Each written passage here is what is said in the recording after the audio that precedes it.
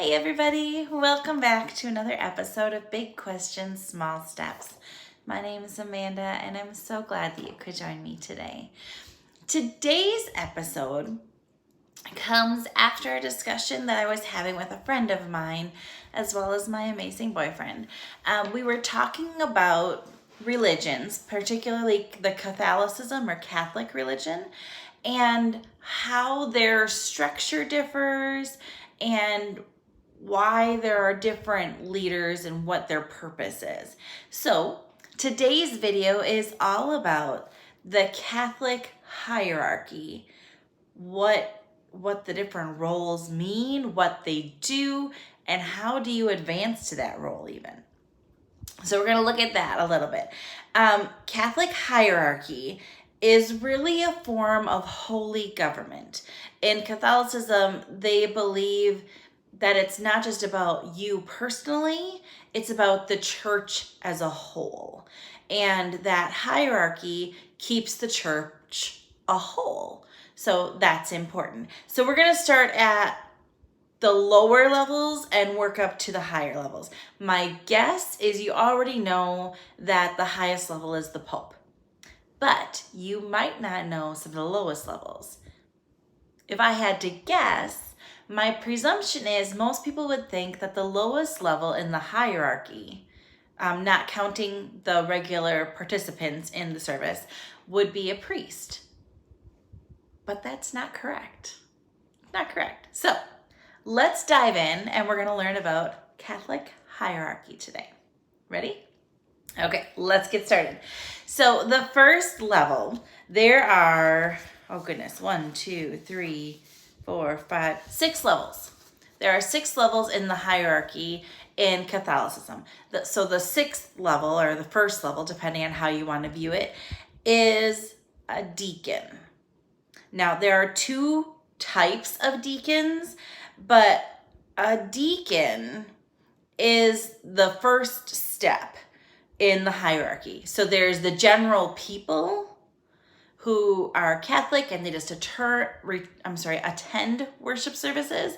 And then there's the hierarchy, the 6 different levels of people who are a little more spiritually grounded. Now, in Catholicism, all the different levels can only be held by men. That's part of their understanding of the verse about that women essentially don't have a voice in church. I'm going to catch flack for not knowing the exact phrase. I'm sorry, the exact scripture verse. But there are verses in the Bible that talk about that women should not be heard in the church, that they should rely on the man to lead. So in Catholicism, that is something they very much hold dear. They view that females have a different role, but leadership should be for males. So the first level is deacon. And like I said, there are 2 different kinds. There's transitional and then there's permanent. Okay, we're going to talk about permanent first because permanent is there. Transitional, you can tell just by the name that they're moving to something else. So for the sake of clarity, let's start with permanent, okay? So again, it has to be a man and he has to have a vocation to ministry in or for the church. So this could be like a principal of a Catholic school. This could be like a youth director type person, but they have to have a vocation or a job tied to the ministry in or for the church. Okay, that's the first part of a permanent deacon. The next one is that they can be married. This is the only portion where you could be married and be in the Catholic hierarchy. The catch is you have to be married before you assume your deacon role. Okay? You cannot advance on the hierarchy until you are either divorced from your wife, which the Catholicism doesn't really accept divorce very frequently, or your wife dies. You cannot advance in the hierarchy, but you can be a permanent deacon and be married. Okay, so to be a deacon, a permanent deacon, your role is essentially to help the priest. That's the person that presides over your parish. That's what they call the Catholic Church.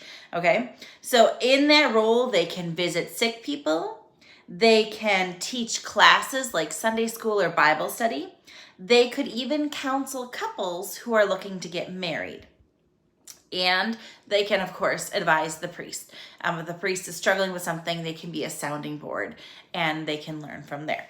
But they cannot preside over marriages or weddings or funerals or anything like that. Okay? That is a permanent deacon. That's one of the roles you can have in the hierarchy. The other one is a transitional deacon. Now, in a transitional deacon, as the name suggests, you're changing into something, okay?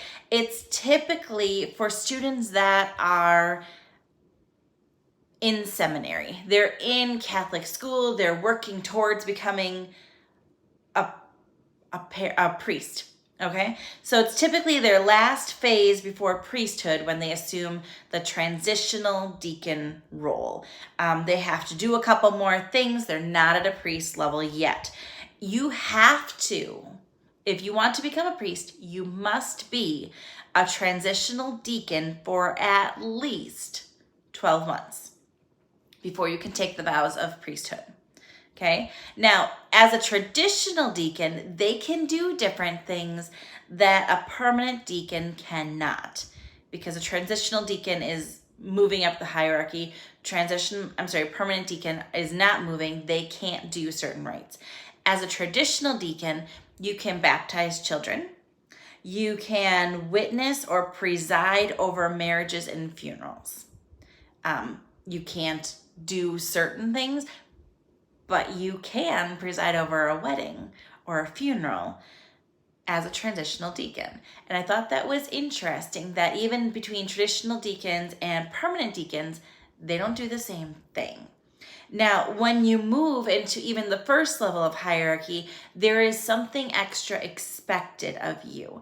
At the deacon level, you don't have a vow or a rite that you take in the Catholic tradition, but you do start doing an additional prayer at least once a day, and then as you go up the hierarchy, it changes how many times or when you're supposed to do it.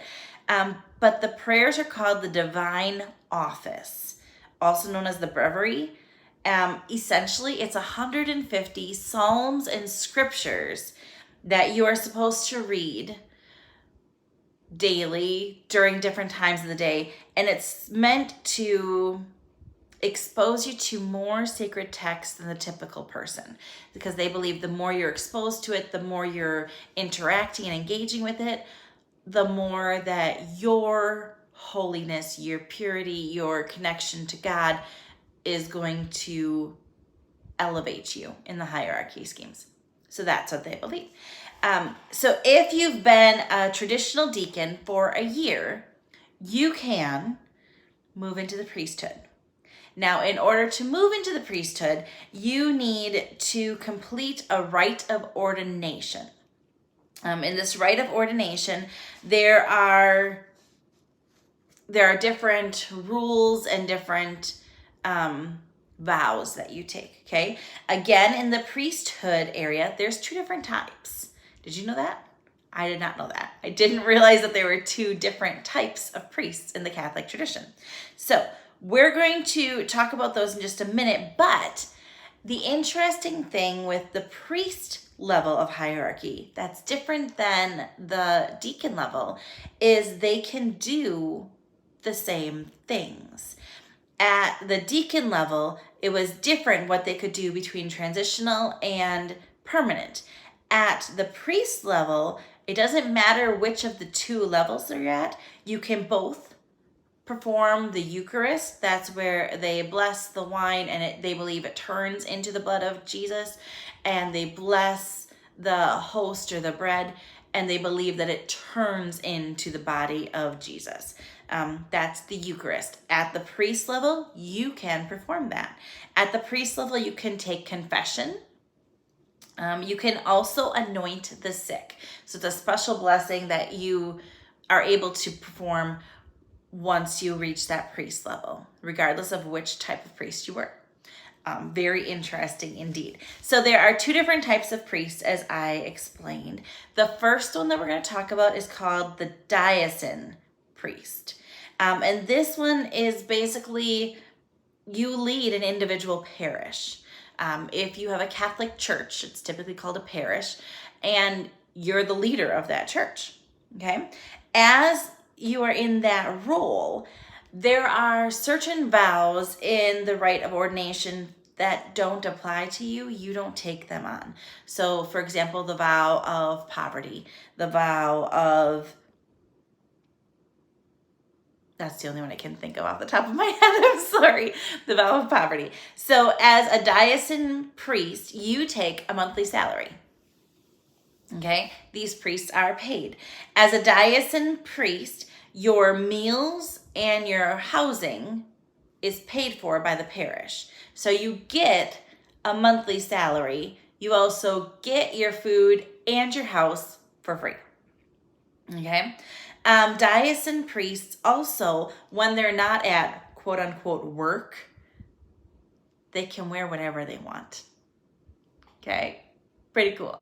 Now, on the flip side, the other one of the two priests, there's diocesan priests, and then there's a religious priest.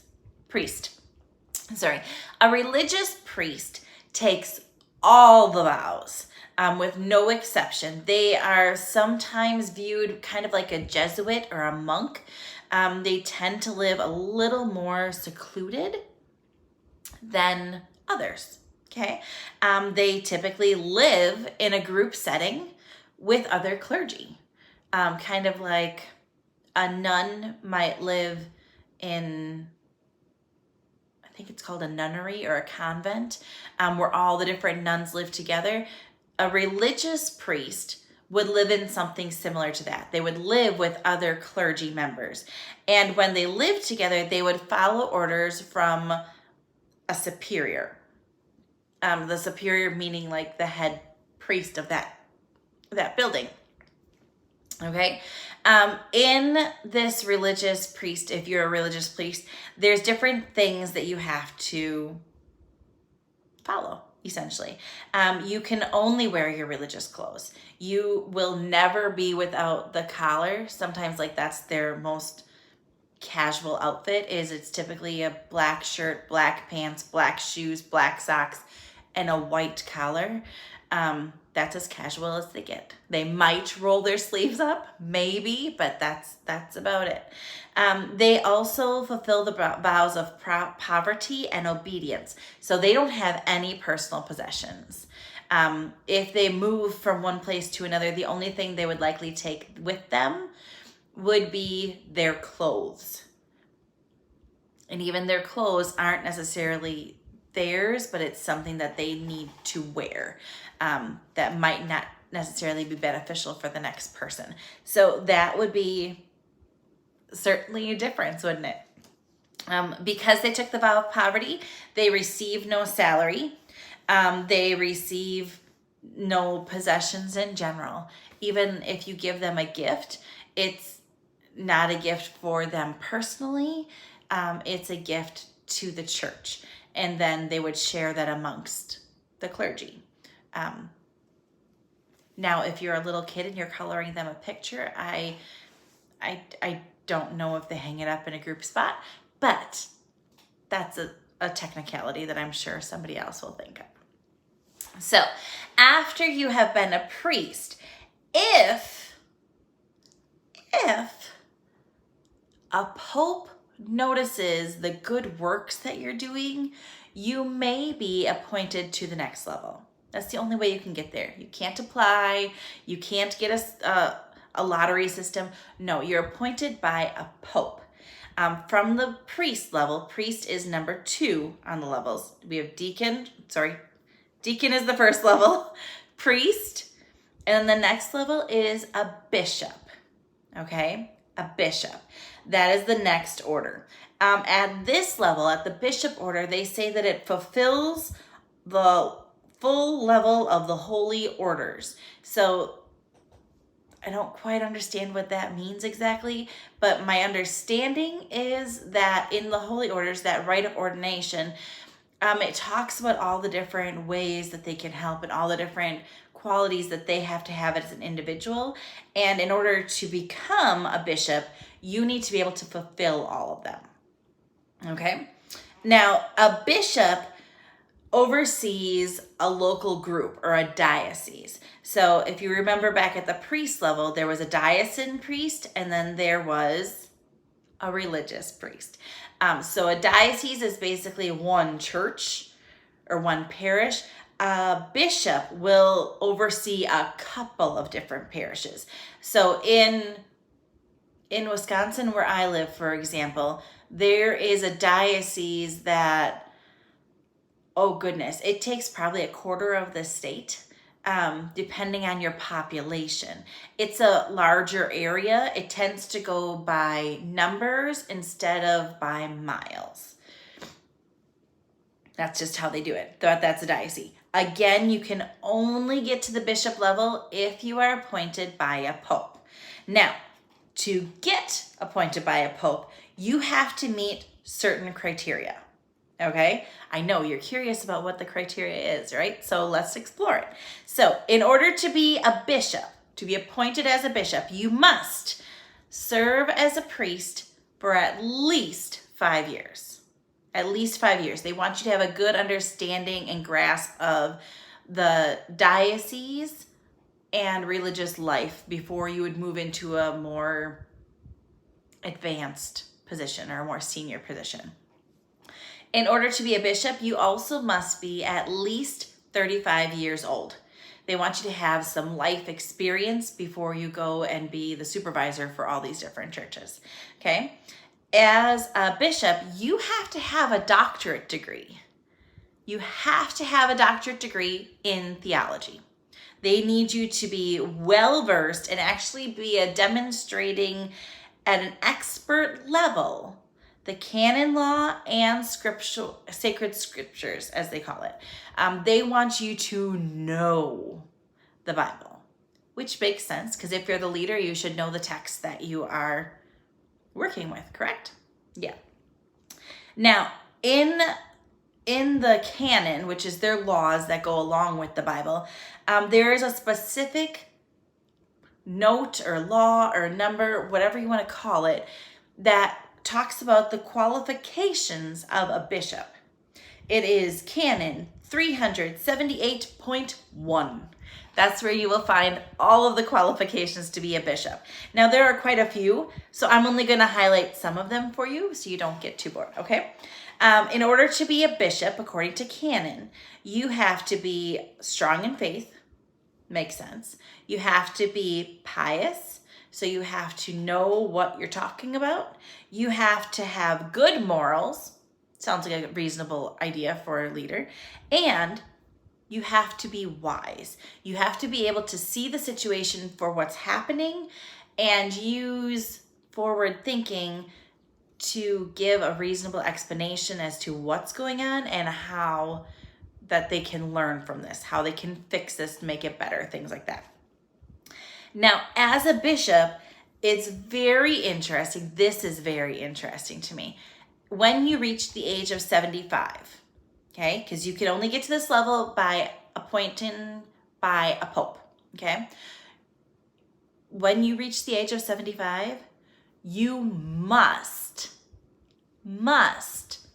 turn in your retirement or resignation papers to the Pope. You must. It's not a choice of, well, I am 75, but I still feel young and fit and I want to keep. No. At 75, you have to turn them in. Now, the Pope can choose to keep you in that role for a little bit longer until they can find a replacement, or they can accept your resignation right away and move someone else in there. Typically, when they submit their resignation, the Pope will work with that bishop to find a suitable replacement. Okay? That was very interesting to me that they have, okay, you can't become a bishop until you're 35, and then, when you're 75, nope, you're done. It was just intriguing to me. I found that interesting. So moving right up the scale, we just did number three, and now we're going to move to level 4. We're getting quite high up there. There are not very many of these top ones. Not very many. Level 4 is the archbishop. So we just had bishops. The archbishop, arch is really just Greek for chief. So he is the chief bishop, essentially. They are overseeing large areas of churches, multiple dioceses. The large area of churches are actually called archdioceses. So the archbishop presides or rules over the archdiocese. And they really are just the manager of the bishops at the lower level. They try to keep, again, everything unified, because in Catholicism, it's not about you as a person, it's about the church collectively and the power that you have as a collective church. So the archbishop is very important because it keeps all of the dioceses within their region on the same place, in the same page. There can certainly be some variances a little bit between different parishes, but in general, they want to keep everybody in the same place. Just like with the bishops, archbishops are only appointed by the Pope. You don't have to be a bishop for a certain number of years before you move to be an archbishop, but there are not very many archbishops. I believe in Wisconsin, I would be guessing, but I think that there are 3. I know for sure that there's at least 2. I believe there are 3. I might even be wrong, and there could be 4. But there's certainly less than a handful of archbishops in Wisconsin, where I live. They oversee a large area called an archdiocese and basically keep all the bishops and all the dioceses on the same area, in the same area. Now, moving up to level 5, we have the cardinals. So in order to be a cardinal, you have had to be an archbishop first. So you have to achieve the next level before you can move up. You cannot go from a bishop to a cardinal. Nope. So level 5 is cardinal. Cardinals, again, are appointed by the Pope, and they lead all the bishops, and together the cardinals form what's called the College of Cardinals. Okay, what's the College of Cardinals, you ask? Great question. It was constituted in 1150. Okay, so it was organized, brought together in 1150. And basically the College of Cardinals are advisors to the Pope. They're just advisors to the Pope. They typically have specific background, expertise, knowledge to share, and that's why they have been appointed to be a cardinal. Currently, there are 128 cardinals, and the last couple of cardinals that were just added were specifically chosen for their awareness of diversity and multicultural relations. So those were some of the most recent cardinals that were added to the College of Cardinals. Okay, as a cardinal, you are typically asked to live in Vatican City, which is also known as the Holy City. Sometimes they'll live in different places and come back frequently. If you do live in the Holy City or Vatican City, then you are typically given an additional governmental duty. You may be like a governor or a minister of sorts to a certain part of the city, okay? Or you may have a certain part of the world, a certain continent, a certain country that you make appearances at a little more frequently, okay? To have that connection so that the people don't feel like in the hierarchy they are so far from the top that they never have any contact with them. It brings it a little bit more tangible to them. Okay, to be a cardinal. So, just as a reminder, as a bishop, you have to retire at the age of 75. Okay, as a cardinal, you have to be under the age of 80. Okay, no minimum age for a cardinal, but you can't be more than 80. Okay, and when you are a cardinal, you also have to participate in what's called a papal conclave. Okay, basically that's when all the cardinals come together and they have to vote for a new pope. Okay, now voting for a new pope is a whole thing. Popes do not change that frequently. The last pope that changed was, I believe, in 2013. Yes. So that's about 10 years ago. But I remember that being a big deal. Quite a big deal. Yeah, but it's something interesting. So you're at the cardinal level. You're at level 5. The only one left is the Pope. Good guess. So the Pope is the infallible leader of the Catholic faith. So they believe in God, they believe in Jesus, they believe in the Virgin Mary, they believe in a whole bunch of saints and everything. They also believe that the Pope has very specific knowledge and insights that he is able to discern. He is very close to God. So, because this person is so well supported, well respected in the Catholic faith, just anybody can't be Pope. So, in order to be Pope, you actually are elected by the cardinals. And typically, it's one of the cardinals that is elected. Okay?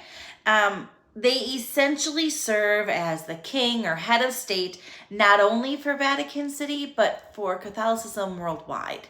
So if the Pope says something, doesn't matter if you live in Paraguay or if you live in Uganda, you're going to follow it if you're in the Catholic faith. The Pope has a lot of power and a lot of pull and a lot of knowledge. So they take that role very seriously. When they assume that role, did you know they typically change their name? They do. They frequently will change their name to something that sounds more regal, or change their name to one of the names of a saint that they would like to emulate. So, for example, I'm a female, but you would never see a Pope Amanda. Too boring, wouldn't happen. You wouldn't see, can't think of a name that wouldn't be very regal. A Pope Jean. I don't know that there were any Pope Jeans. But that wouldn't be, they wouldn't feel like that was regal enough. They want a name to represent the high level within the Catholic faith. So they changed their name. Okay? Now, as the Pope, there are no limits for how long or how short you can be Pope. You can be Pope starting when you're 75, and you can be Pope the entire time until you die.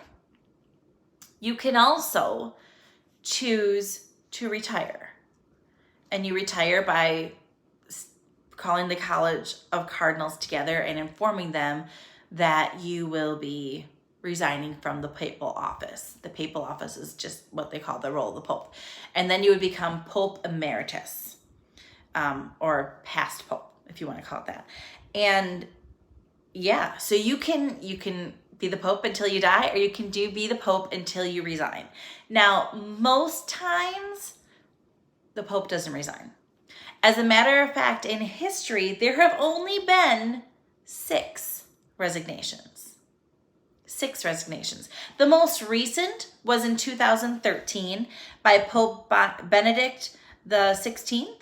And he said the world was changing so fast and he was declining in his health and he was not able to keep up with the physical and mental duties of the papacy. So he chose to resign, and then he moved essentially to like a monastery type situation, and he lived out the rest of his days there, and he prayed and he did other things to support the church that way. The most notable pope that resigned actually was Pope Benedict the Ninth. Now, I'm noticing that both of those popes are named Benedict, and so just thinking perhaps future popes should stay away from the name Benedict. I don't know that that's the best choice. But Pope Benedict the Ninth was very well known because he resigned not once, not twice, but 3 times. Yeah, it's a crazy story. Let me tell you a little bit about it. So this man, there was some scandal that was going on within the church. He was taking bribes. He was doing different things. He basically had his father buy his way into the papal role, and he was exiled. He was kicked out of the church. So that happened on January 20th of 1045. Now, come, I believe it was in March that he reorganized the people that were around him and decided, no, I'm not letting you kick me out. And he came back. Lo and behold, on April 10th, 1045, same year, he was reinstated as Pope. Okay? Not 21 days later, on May 1st, 1045, he was promised money, he was promised fortune, he was promised all these great things. And he's like, you know what? I'm over it. I'm done being Pope. And he left for the last time. Can you imagine like being in that high of an office and you resign, but you resign 3 times, and there's all that turmoil around you? It's just interesting, intriguing. Trouble is going to find you regardless of what level you're at. It's all about how you hold yourself, and that's interesting. But learning about the different hierarchies within Catholicism was certainly something that I didn't know about. I grew up in the UCC, or the United Church of Christ, which is a Christian denomination. I knew of the Pope, and that was about it. So very intriguing. I hope you learned something today, and I hope you join me next time. Bye, everyone.